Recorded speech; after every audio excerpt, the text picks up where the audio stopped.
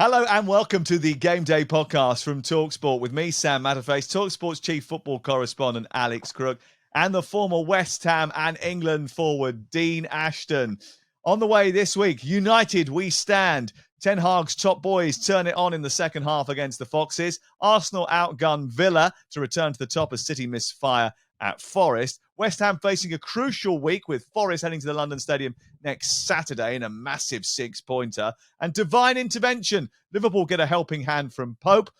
But old Nick is out of the Carabao Cup final. And Dyche does it again. It's the Game Day Football Podcast from talkSPORT.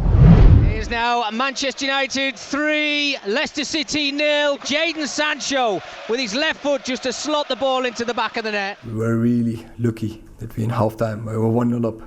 There are moments you need the keeper, and he had already many moments in this season.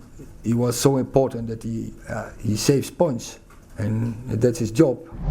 Manchester United beat Leicester City by 3-0 on Sunday. Crookie was all over this. But I want to ask you a question, actually, Dean. Do you think Erik ten Hag is getting enough credit? Because look, if the Glazers get £6 billion for Manchester United, then Erik ten Hag deserves a slice of that pie, doesn't he?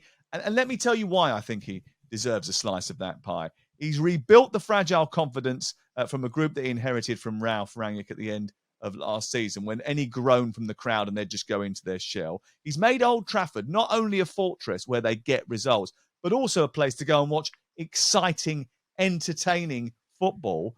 He's tactically very clever.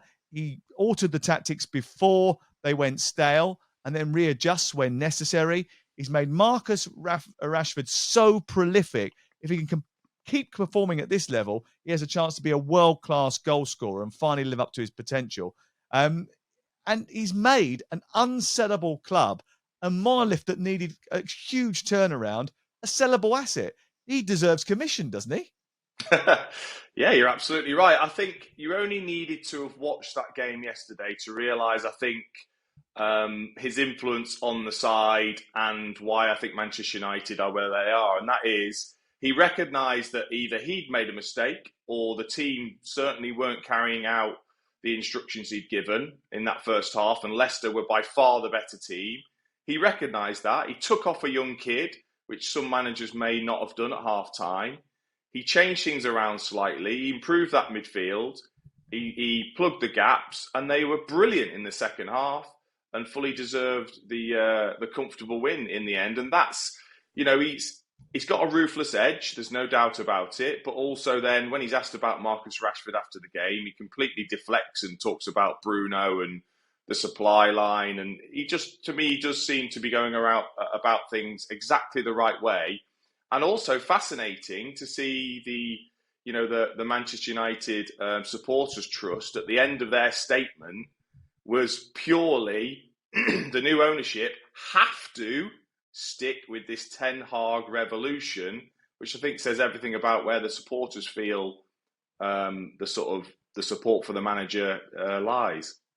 I know that Crook has started to believe his own hype because he reckons that Ruben Selles, the interim manager, is dressing like him because the guy wore a black roll neck. But Erik ten Hag only ever wears a roll neck. So actually, does he dress like you as well? Is he taken the Crookie style? In fact, I think I started this. You took it on after it had gone out of fashion, and now Erik ten Hag and Ruben Selles have taken it on even further. You're one of those, though, aren't you? That's very much in the whoever takes over as the new owners of Manchester United have got to be behind this guy because he's changed the whole mood of the place. 100%. And actually, I was speaking on breakfast on Monday morning. Obviously, the Qatari bid comes with so many questions, but I think one of them is, how will they run the football club? Is this going to be PSG Mark II? If it is, I'm not for it. Hollywood signings, big name superstars. Manchester United have been there, done that, got the T-shirt, and it looks it's a dirty T-shirt that needs being put in the wash, because this Ten Hag revolution is not about superstars. It's not about individuals, as Dean Ashton has already alluded to. It's about the collective, and this guy is changing the face of the football club. He's brought back the feel-good factor. As you say, he's got young players believing in him. Not just Marcus Rashford. Look at Jadon Sancho. Jadon Sancho was on such a low ebb a few weeks ago that he wasn't even training with the first team. Now, he's got a smile on his face. He's playing like he's enjoying his football, probably for the first time since he became a big money signing for Manchester United. Erik ten Hag can do no wrong. I think he's an absolute genius. Okay, let's hear from Erik ten Hag, who says that the impact of Sancho and Weghorst, especially in the second half of that game against Leicester, was absolutely key. I think second half we play like the principles and the rules of the game from us, and then we transfer the game plan, and then you see we are dictating the game. And with Jadon on the pitch, there was a lot of space in the midfield area, and to bring him there, to get more plays, good play between the lines, to get more dynamics. I think it works really well. Him and Bruno on that side, and I think with Wout up front, we get a better pressing. I think that's then due to the fact that we are more controlling, dominating, dictating the game and finishing the game, and I think in the end it's a deserved win. Crook and I actually had a discussion on the way back from where we were last night. He was in the studio, I was down in London, and we were discussing the situation involving the owners at Manchester United and the game itself, and how in that first half, I mean, I know Erik ten Hag said that they were rubbish in the first half, Manchester United. I didn't think they were rubbish. I just think that they left too many gaps, and Leicester played quite well. Well, they were all right, especially in that first 45 minutes. Maddison was excellent. Then they started to give the ball away a little bit cheaply in the second half, and Manchester United completely dominated that second 45. But should they have been down to 10 men, Dean Ashton, when Sabitzer went in with a straight leg? Souness was convinced that it should have been a sending off. What do you reckon? Should they have at least looked at it? This does frustrate me a little bit, because this is where, if you stop something and look at the still of it, you make a lot of things look a lot worse than they are. Now, when you watch that in real time, Sabitzer, yes, looks as if he's going to make that lunge, and then therefore, if he was to follow through, absolutely it would have been a red card. But he didn't. He almost glanced a stud on the knee, and he took his foot away. And that's where there's got to be that understanding, and there was yesterday, that there wasn't the force. He managed to pull his foot away just in time, so he didn't properly injure Wout Fast, who carried on and was absolutely fine. So I was fine with the decision that was made. But if you look at the still of it, the still looks really ugly, and if you looked at that, you would have to say it's a red card, when I don't think it was. Brendan Rodgers wasn't happy though, was he? He wasn't, but of course he's not going to be, and he'll want half an excuse as to why his team completely capitulated in the second half. I thought they were absolutely dreadful, considering how good they were first half. They were equally as poor. Gave up, I thought, in that second half, and that happens to them quite a bit, doesn't it? Yeah, it does, and I think they'll be fine, because they look so good going forward in that first half. And actually, Manchester United looked like early Ten Hag, pre-Ten Hag, if I was honest. They were so bad in the centre of the pitch. And Leicester just didn't pressed up too high. I thought they started the game really well, Manchester United. First 15 minutes, pressed up really high. And then Leicester got to grips with what Manchester United were doing and thought, oh, hold on a second. Because they had changed it. I mean, you and I were watching the game in the new camp on Thursday night for talkSPORT, and they altered the formation for that game. They went with the same thing again against Leicester City, and Leicester sort of trying to deal with that for the first 10 minutes. Manchester United dominated. Then all of a sudden, they got to grips with it, exposed the space in behind, and were causing all sorts of issues. Probably should have scored a couple of goals during that. I mean, it hadn't been for David De Gea, they probably would. And then Ten Hag flips it again. The advantage goes Manchester United's way, and all of a sudden, Leicester melt very, very quickly, like an ice cube in front of a fire. Crook, talk to me about the ownership situation then. Jim Ratcliffe on the PR offensive. Not sure that it really matters, because Qatar is not popular with the fan groups already. Nothing has happened yet. So how long is the process now? Because the soft deadline has passed. Well, how long is a piece of string? There's no sort of definite deadline as to when the Glazers want piece to of string either that sell or stay. I think the Glazer pulling you Manchester United fans along by? Well, it's a good question, and both you and I have had reservations about whether this is all a cunning ruse by the Glazer family, bump up the share price, make it look to the supporters as if they're trying to sell to take the heat off for a while, and then actually come out at the end of it and say, well, nobody met our valuation, we are staying. There's also this North American hedge fund lurking in the background, which would give the Glazers a way to retain some kind of shareholding. I think we still need to know an awful lot more about these two bids. So Jim Ratcliffe, for example, he wants to buy the majority of the football club. The Qataris say they want 100% ownership. They say their bid is debt-free. We haven't heard from Ineos how they're going to service the debts the Glazers have racked up over the years, which I think if you include the transfer fees that are still owing, it's more than £700 million.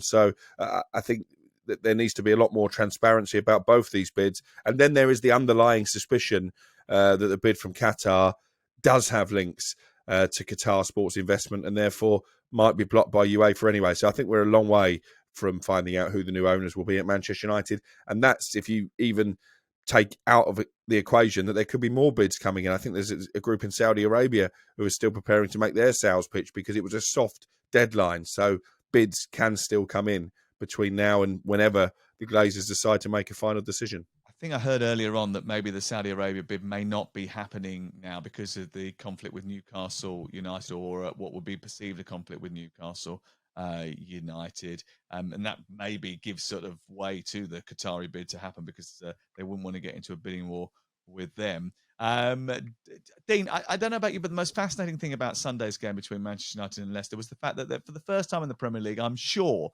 there was two Vouts on the pitch. It's ever happened before. Fass and Weghorst. Spurs 2, West Ham United 0. I watched this in my dressing room at Dancing on Ice, right? And Oti Mabuse came in halfway through and said, "What are you watching?" It was the first half. I said, "Oti, you don't want to watch this. This is bilge. This." The first half, one of the worst halves of all season. I actually ended up talking to her about Arsenal and Chelsea instead, and then gluing sequins back onto a dress because it was such a boring first 45 minutes, Dean. But in the end, Tottenham got the job done. Yeah, they did. Typical Tottenham. Much better in the second half, and it baffles me why they can't begin the game the way they end the game. And it was one of the worst West Ham performances I've seen in terms of. I think Jared Bowen stood out as one of the players that I thought was up to a certain level. The rest of the team, I thought, were way below what's required in such a derby when you're down there in a relegation battle. I think if you looked around, certainly on Saturday, the teams that are struggling and what they're having to do to put in to get the victory, I think they were way off it, and that was a real scary thing for the West Ham fans to see. West Ham are in serious peril, aren't they, Crook? Because they lack goals, but they lack points. And over the next weekend, they've got Nottingham Forest at the London Stadium. And that could be a defining fixture because if they were to lose that or even fail to win that game, I think the mood inside the stadium would turn toxic. I think it's already turned. If you look at the West Ham Twitter handle, even before this Tottenham game, a lot of West Ham's fans were predicting that they would go down limply, not make much of a fight of it, and that's exactly what happened. One shot on target, I think, in the entire game in a London derby. I think they paid the price here for trying to revolutionise the squad. I think David Moyes has gone away from really the way that he likes to play and the way that brought them success. The signing of Paquetá hasn't worked out. The arrival of Scamacca hasn't ended up delivering the volume of goals they would have expected. And I think they're in big, big trouble, West Ham. And I know for a fact the owners have contemplated making a change of manager, but they've surveyed the market and they've, at the moment, decided there isn't anybody out there who can come in and be an upgrade on David Moyes. And that's why he still hangs on. But I think if they lose at home to Forest, particularly given Forest's dire away record, I think his position surely becomes untenable. Dean, what is going on in this world where not one football club can find a manager that they think can take a Premier League club forward? I just don't understand it. Where have all the managers gone? They kind of price themselves out of the market. They're usually desperate to come back and make an impact. Where are they? Do you know what I think? Because of how quickly managers are turned over, most of the managers that you would automatically look at I've already had a crack. I've already had a crack and failed, or have recently been sacked. So therefore, you maybe rule them out, and then you look at other managers that have maybe been out of the game a long time, and people just go, well, they're dinosaurs. We can't bring them in. The fans won't have that and that style of football, and therefore you've got this big void in the middle, and that's why I think ownerships have looked at the sort of coaching style and looked at almost below first team level for the best coaches in and around Europe, and that's why we're seeing some more, I think, younger coaches certainly up and down the EFL. We've seen that, but it's a big issue. And I just regarding West Ham, I think the amount of work that those players have put in, it's obvious that they're fit enough and they're willing to do the running. Well, go and press high then. We did the Chelsea game, Sam. They conceded a goal, and then for the next 10 to 15 minutes, they were brilliant. They went and pressed Chelsea. They got the equaliser, and then they sat back again. They're capable of going and pressing teams. I don't know why they don't give that a real go and see if something comes of it. Rather than regressing to a back three and becoming more defensive, go on the front foot. You've got the players that can do it, and see how that works. They need to do something, because otherwise they're going to find themselves flailing around and trying to stay in the division. And everybody else obviously has had a little change and a twist. And this weekend, Southampton, Bournemouth and Everton all winning. Let's talk a little bit about Son. Who would have thought that the only way to get the best out of Son is to drop him, leave him on the bench, then bring him on in the second half, and all of a sudden he starts to score goals? He did it against Leicester City earlier in the season, and then he did it against West Ham this weekend as well. And he took his goal very well, didn't he? Yeah, he did. And by all accounts, the biggest cheer of the afternoon was when he came off the bench. So he's still clearly a very popular character with the Spurs supporters. It was a really important win for Tottenham, wasn't it, in the context of the race for the top four, cashing in on Newcastle, slipping up. And I'm thinking now, and we wouldn't have said this a few weeks ago, bearing in mind that Tottenham were getting thrashed by Leicester, Liverpool were getting battered at Wolves.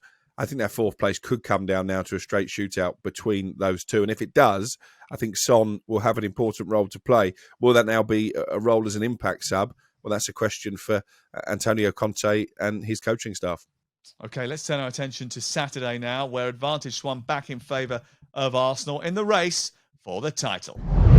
Martinelli's running through, he's going to finish it for a fourth. Martinelli scores, 4-2, 3 points, game over, bench wild, Arsenal are in the title hunt. We did exceptionally well, especially in the second half, to have that emotional control, maintain the belief, don't throw your toys away and start feeling sorry for yourself, and then we really raised the quality. We have to play the second half thinking to play 45 minutes, keeping our game plan, being consistent, and as well trying to score. Oh, what a game this was. Edge of your seat, non-stop, breathless action.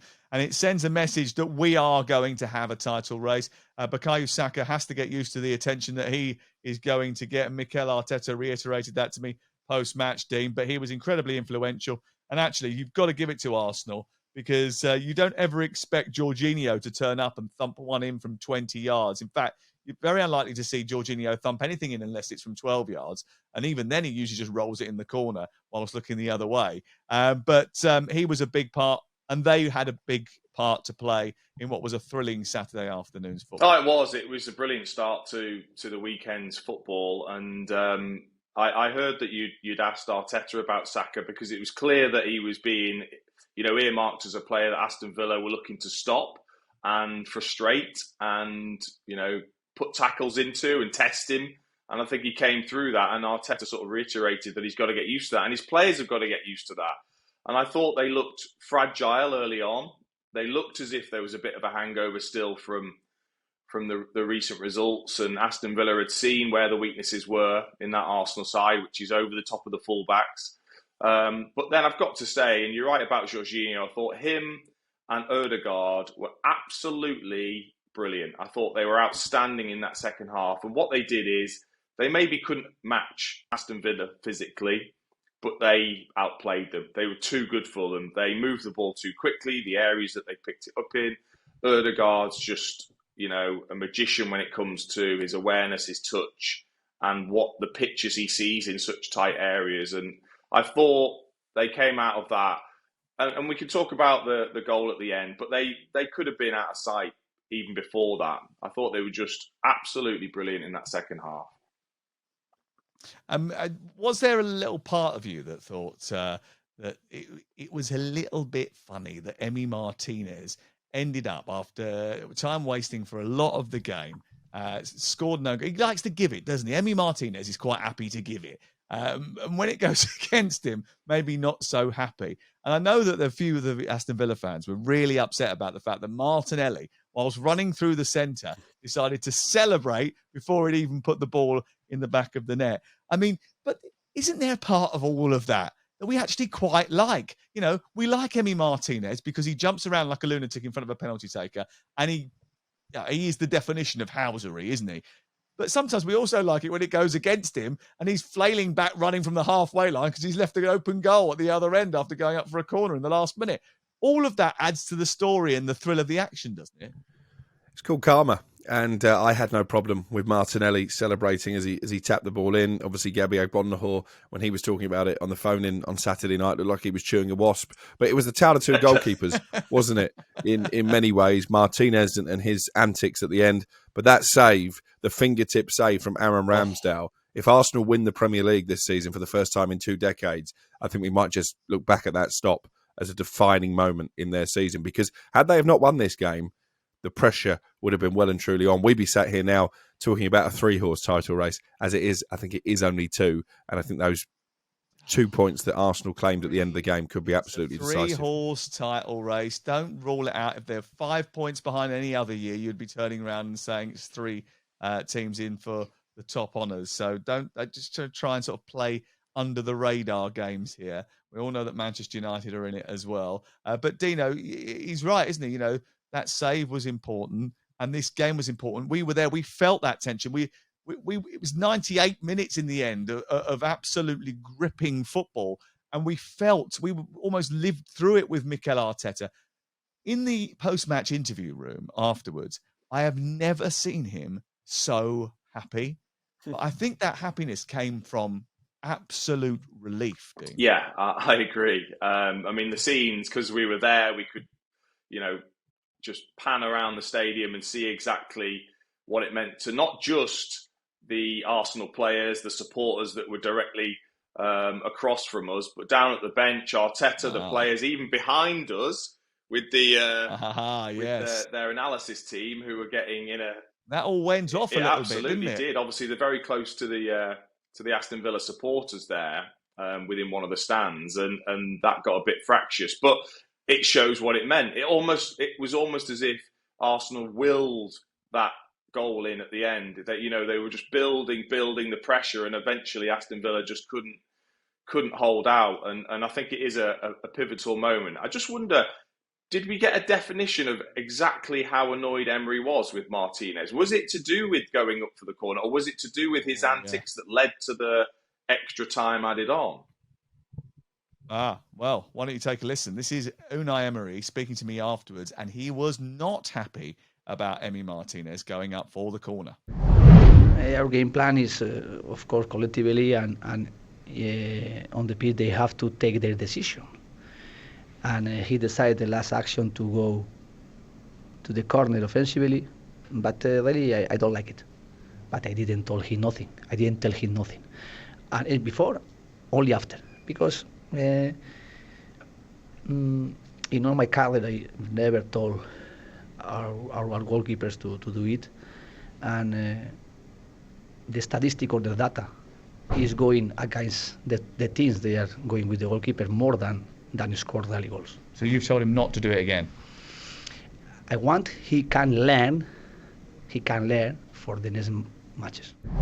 Interestingly, what he said there I thought was really key. He said he's got to learn because the statistics don't back up his decision making. So he never wants his goalkeeper to do that, and he've told him don't do it again, because statistically you are more likely to suffer a goal against you rather than your goalkeeper influence a goal for you in those scenarios, statistically, according to Unai Emery. I don't know how true that is. I'm guessing that he, as a football coach of some repute, knows the statistics better than we do. So he was absolutely furious about that. And then I just wonder whether or not that relationship between those two, Emery and Emi Martinez, is entirely solid, Crook? Well, there's been talk, hasn't there, that Aston Villa might cash in on Martinez in the summer in order to rebuild the squad. I think he's going to have his suitors. I mean, it would be ironic that he's a former Arsenal goalkeeper, but Tottenham are in desperate need of a proven Premier League goalkeeper this summer. So it wouldn't surprise me if they're looking at him. I think he'd have offers from clubs in Spain as well. I listened to your interview live on Saturday, and I was slightly surprised. Emery, usually the diplomat, just how strong he was in his criticism of Emi Martinez.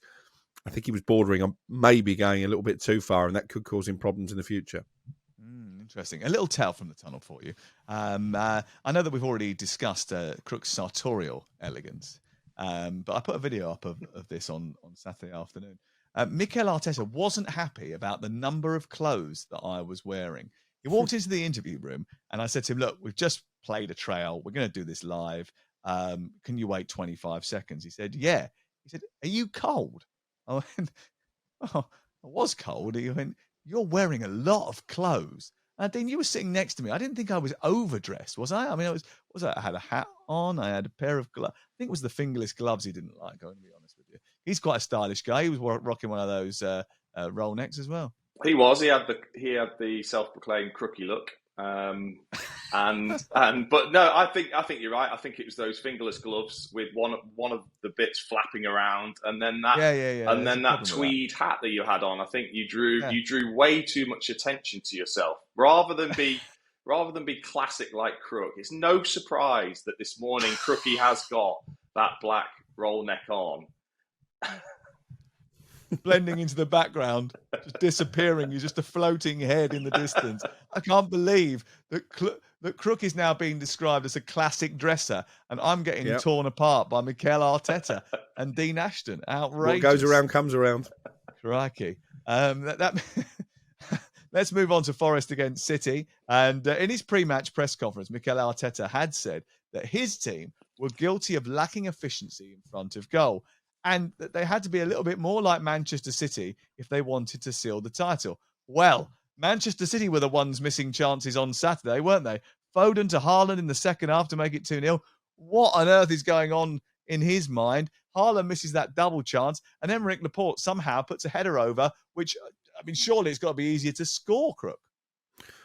Oh, it was incredible, and not something you would expect from Erling Haaland with the one that he blazed over the bar. But, I mean, this was so one-sided. The highlights on television on Saturday night didn't do it justice, just how much Manchester City battered Nottingham Forest. I think Forest pretty much only touched the ball in their penalty area once when they scored, let alone had shots on target. But I do think that Pep Guardiola needs to take a bit of responsibility here, because if you keep playing Bernardo Silva at left-back, in the end, teams are going to target you, and that's where the goal came from. Brilliant combination play between Brennan Johnson and Morgan Gibbs-White, and a lovely ball across the 6-yard box. Chris Wood couldn't miss that one, but I don't get it. You know, you look at Pep Guardiola's career, and there are occasions, and we had it in the Champions League final against Chelsea, when he just makes utterly bonkers decisions that you can't really make a case for, and they come back and haunt him. And again, if Manchester City end up losing the league title by a couple of points, then we might look back at the day that Bernardo Silva got roasted at left back as the day the title slipped from Manchester City's grasp. I don't understand it. I don't know what he's thinking. Well, Dean, it's interesting, isn't it? Because this is now 3 games in a row in which Bernardo Silva has played as a part-time left back. And when we tease Scott Minto relentlessly now that his position, which he made his own during the end of the 90s and the beginning of the 2000s, is now literally something that someone does on an ad hoc basis. In truth, is this a scenario where Pep is just bored with winning so easily that he wants to make it more difficult for himself to try and win matches? Or is there something in it that I haven't quite worked out yet? Because for all the ability that Bernardo Silva has got as a midfield player and wandering in from midfield from the left full-back position, defensively, I mean, he's not very good, is he? He's not, but I disagree, really. I think, you know, one instant where Bernardo Silva gets done, there's still another, I think, 2 passes before it actually ends up in the back of the net. And ultimately, Pep can't control if his players can't take those glaringly obvious chances. It almost felt a bit with the Foden Haaland chance. It reminded me a bit of the Ronaldo situation at Manchester United, where players are too busy thinking about, do I have to get it to Haaland, rather than putting it in themselves. I just think Pep Guardiola is a trailblazer and wants to be, and wants to do things that maybe haven't ever been done before, and set new standards and change the perception of formations and the way the game wants to be played. I think he has got that about him because of the fact that he, initially learnt off Johan Cruyff, and that's what Johan Cruyff was very much about. I think he's got some of that in him, that he wants to keep evolving and setting new standards and challenging the ideas of formations. I genuinely think he's like that. I think it's really interesting that Pep Guardiola plays a midfielder with unbelievable talent, and obviously someone who scored a cracking goal as well, in an unorthodox position, and he's a trailblazer. I wear a pair of fingerless gloves, and I'm just drawing attention to myself. Outrageous, really. Talking of drawing attention to themselves, I mean, Steve Cooper wanted Silva's goal ruled out, actually, because he thought there was a kick in the head of Joe Worrell from the corner just beforehand. But whoever it was who placed the fireworks outside the ground for when Forest got something out of the game was absolute genius. But I suppose it underscores what a good coach Steve Cooper is, that they got something out of this match, because you can say they were fortunate. But they did have a game plan. They did stick to it. And 4 wins in 8 unbeaten home games, that is impressive and no fluke, especially when you realise that the teams that they have come up against during that run include Liverpool, Tottenham, Brentford, Chelsea and City, who have all failed to win at the City Ground. Yeah, and I think he deserves credit as well, just for the sheer volume of signings and the fact that he's managed to mould so many signings into some kind of a coherent team. We're going to talk about Graham Potter in a moment. One of the big issues he's had is that Chelsea have signed too many players and he hasn't found the right recipe. Certainly when it comes to the City Ground, Steve Cooper has done that. And I've got to say, one of my favourite players to watch is Morgan Gibbs-White. They paid huge money for him from Wolves. A lot of people thought it was overpriced. It probably still was, but he is a terrific player, and you can see why Steve Cooper was so desperate to get him on board. Okay, here's the stat of the weekend for you, gentlemen. Forest, Bournemouth and Fulham had 2 wins and a draw between them this weekend, despite having just 4 shots on target between them. How amazing is that? Let's turn our attention to the bottom end of the table, where all of the bottom 3 sides picked up maximum points. Chelsea 0, Southampton 1, and it's that man, the dead ball specialist. Our performance wasn't what we wanted in the first half, and I take as much responsibility as anybody in that. I thought the response second half was good, and I thought we deserved a goal. Look, I want Graham Potter to work out. I hope he works out, but it is not working out. He's got £1 billion worth of talent in his squad, £600 million worth of players that have been bought in the last 8 months, and a good 400 million that are already on the books. You can't blame the changes and injuries. You cannot turn round and say after the game, I had to rest players for the Champions League. You can't just leave Reece James out of the squad without real proper explanation. You come out and say, no, that wasn't good enough. We will improve. We've got to get better. Now, I know he's got a very different demeanour to a lot of other football managers, and he should be accepted for the person that he is. That's absolutely fine. But he is getting away with it. Because if this was Erik ten Hag back at the early games of his reign at Old Trafford, if this was somebody else that wasn't a young English coach, he would be getting absolutely battered. 2 wins in 14 games at Chelsea. 2 wins in 14. Everton have won 3 of their last 14. They've scored 4 goals in 10 matches at Chelsea. Everton have scored 7 goals in their last 10 games. This is unbelievable. It is unprecedented. It is not an acceptable situation. Now, you could turn around and say, quite rightly, he's got a load of new players. He didn't sign them all. They didn't have much time on the training ground because he came in mid-season, and then all of his players went off to international duty. Then they went off to the World Cup. Then he had to integrate another load of new players. They had 10 injuries. They didn't have everybody available that they wanted to have. N'Golo Conte hasn't played a bean since Potter was around. You can make all the excuses in the world. Very easy to do so. However, they're 10th. Chelsea are 10th. Dean, it's an unacceptable situation. What do you do? Yeah, I'm guessing you're not a fan. I think that, especially in this day and age, there isn't any patience. I do agree that new signings, injuries. He's trying to protect Reece James because he does not want him out for another month. And ultimately, he's doing the best thing for the future in terms of the next 10 to 15 games in protecting certain players in that situation. And also, I know you talked about the stats of the scoring and the issues, but he can't put the ball in the net. All he can do is put the players out there to create the chances and score themselves. They're more than talented enough. So in their last 13 games, they've scored 6 goals from an XG of 16.3. That is not his issue. It's not. But how long can you lean on XG, bearing in mind that Roberto De Zerbi inherited a team that also had a situation that they were punching under their weight in terms of XG, and all of a sudden now are scoring goals and are fighting to get into the top 4. Yeah, I agree with that, but I just think it is a very different situation at Chelsea. He's been thrown in with the injuries, with loads of new signings, and there needs to be some sort of pay. And ultimately, if they weren't creating any chances at all, I'd go, actually, useless. Got to get rid.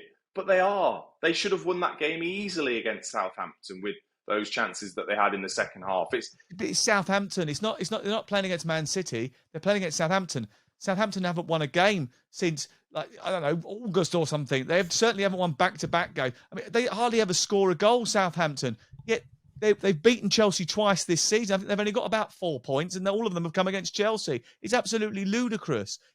Honestly, I want Graham Potter to work, but this is not working.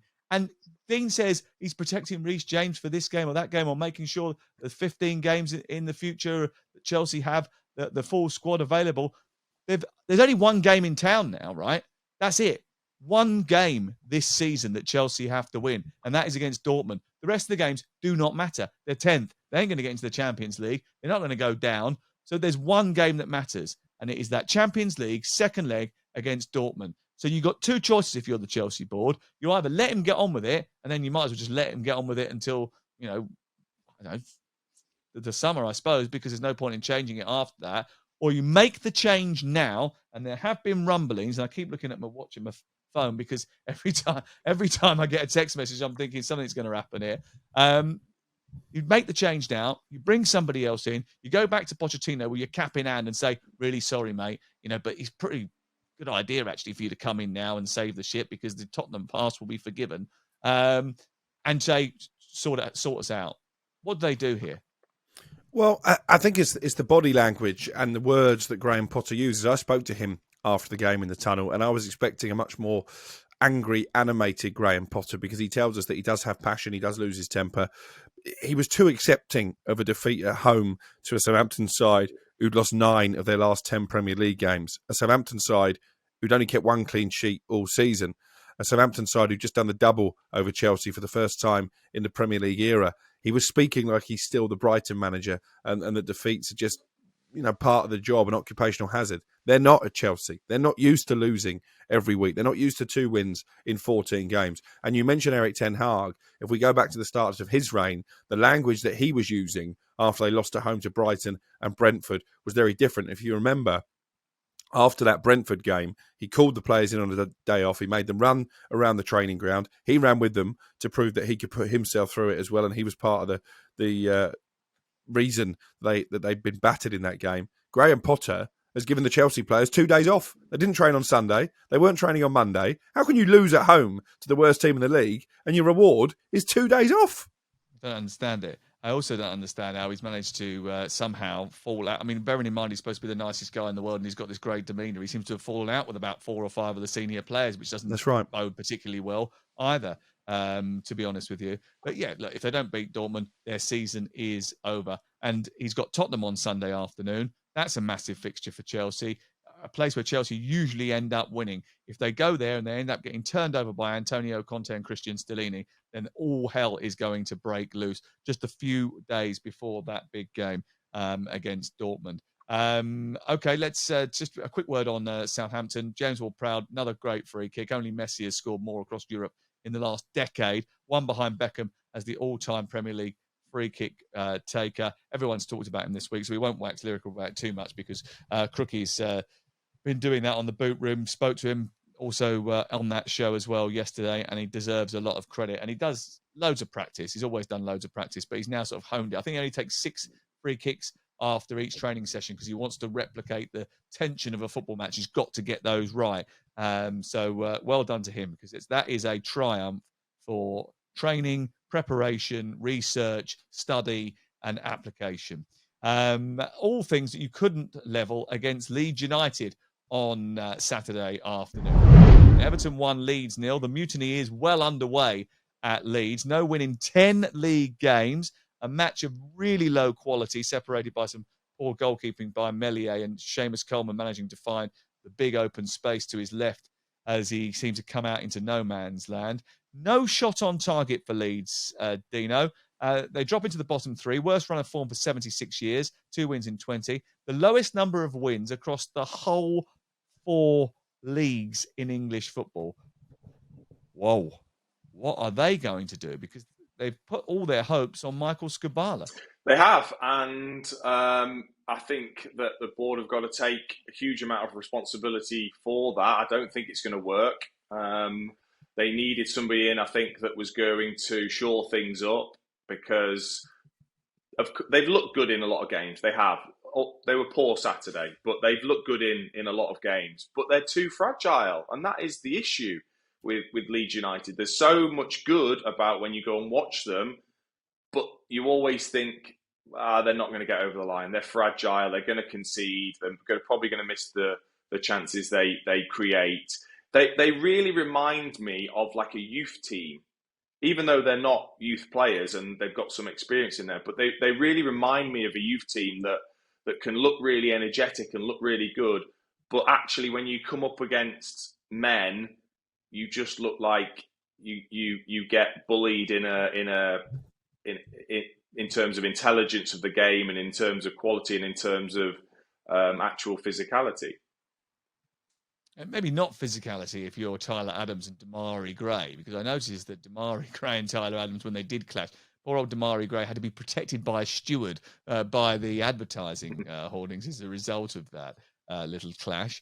2 wins from 3, though, for Sean Dyche. The home form is always going to be crucial for Everton, isn't it? Especially at Goodison Park. And I mean, look, we mentioned it before. Exactly what Frank did last year. Just harness that home form and you get over the line.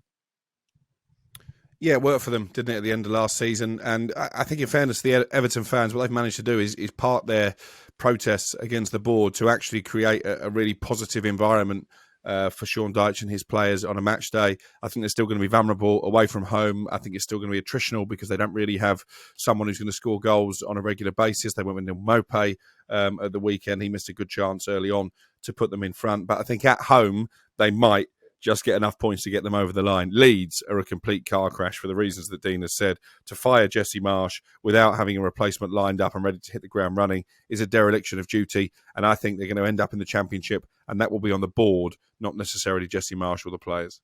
The board or Victor Orta, who was wildly celebrating like he himself had put the ball in the net during the game at Old Trafford the other week when I was there. He was in the tunnel and he was jumping up and down, like fist pumping, hugging people, beating his chest like this, making out that he was some sort of hero. I'd seen him do that before in another game I was at the end of last season in the tunnel. He sort of makes it all about him when they win and then disappears, slinks off into the background as soon as results seem to go against them. But he's the sporting director.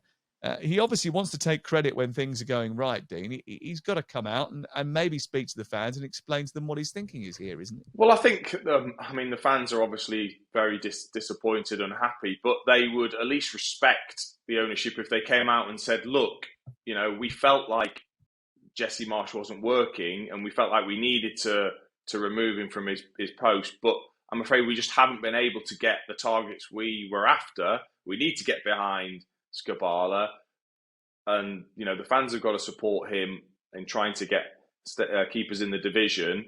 I think at least the supporters would respect those thoughts and words if they were to come out and say something like that. But obviously they're not going to say that because of the reasons you've just given, because of the way obviously he's acted when things seem to be, when they get a draw at Old Trafford. But it is a real mess. And I agree with Crookie. Actually, I heard you yesterday on the Boot Room, Crookie, about Bamford. Lots to say. You need to just keep your mouths shut, get on with it. When you're down there, you want as little noise as possible. You want to dig yourselves in. It is going to be a real scrap. There's plenty of teams there in and around the relegation zone. You've got to be ones to scrap your way out. Yeah, you don't want to turn up with, I don't know, bright blonde dyed hair if you're in a relegation scrap, do you, Dean? I would very much advise not doing that, yes.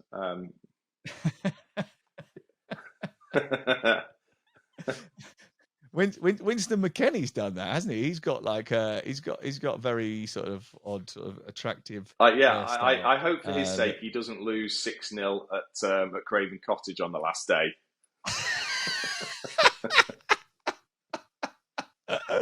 Oh, Dean, at least when you did that, there was enough to die. Let's just put it that way. Wolves 0, Bournemouth 1. First win in 7 for Cherries away at a relegation rival. Gary O'Neill saying afterwards that he denied his squad a day off on Monday. There you go, Graeme. They need to win more than one game to earn a day off, he said. They score more goals than Chelsea as well. A huge win for them, but do they have enough to put a run together? That's the key question, I suppose, isn't it? And look, Wolves have been having a good time, and to be beaten at home by Bournemouth will be a disappointment for them as well. Let's just quickly decide who we think is going. We change all the time. I change our mind all the time over this, but who's going to end up going down? If I said to you, give me 3 names. Now, the last 3 names I gave when this debate was up and running, I said Southampton, Bournemouth, and Leicester. I think I'm going to stick with Southampton and Bournemouth and switch them for Leeds. What about you, Dean? Oh, I'm going to go with Bournemouth, Leeds, and Nottingham Forest. Southampton aren't getting out of it, are they? I think they might just. Oh, okay, Crook. I'm going to go with Leeds to finish bottom. West Ham and Bournemouth. I was going to say, I thought he was going to chuck in Everton then and go, this is my fantasy relegation trio. Interesting. That would cause some consternation. Leeds, West Ham, and Bournemouth. So Southampton's staying up as well. Okay. Just because the geezer wears the same jumper as you. All right. Okay, let's move on to Newcastle against Liverpool. Big win for Liverpool. But Newcastle weren't that bad.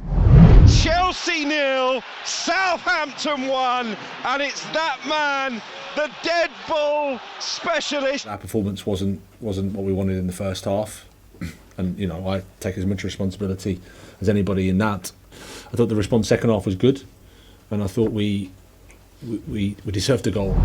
Everyone will point to the sending off of Newcastle goalkeeper Nick Pope here, won't they? But Liverpool were already remarkably in front in the game, despite the fact that Newcastle were the better team in it. Dino, what was he thinking? He clearly wasn't thinking, wasn't he? Well, exactly. I mean, he did it really early on when the ball was played over the top and he came out and headed it away from, I think, Darwin Núñez. So it was clearly something they've looked at in terms of the way they wanted to play against Liverpool. But yeah, he's just made a catastrophic error, a misjudgment of the flight of the ball.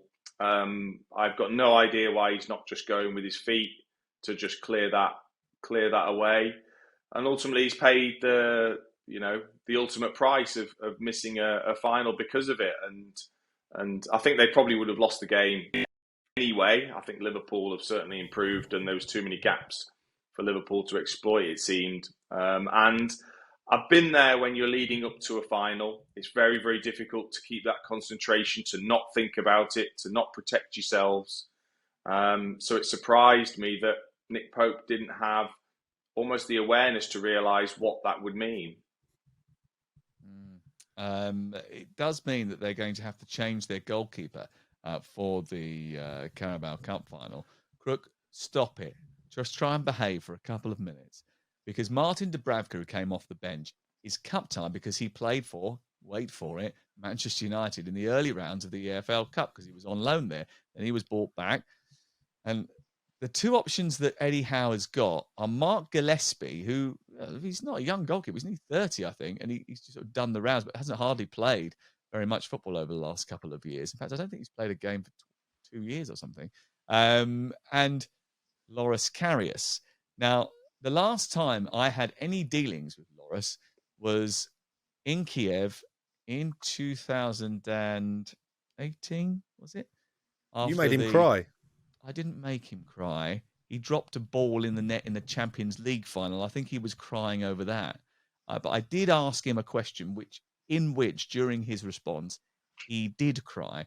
And I did feel incredibly, incredibly sorry for him because he was absolutely gutted. And I knew from that moment on his career would never, ever be the same.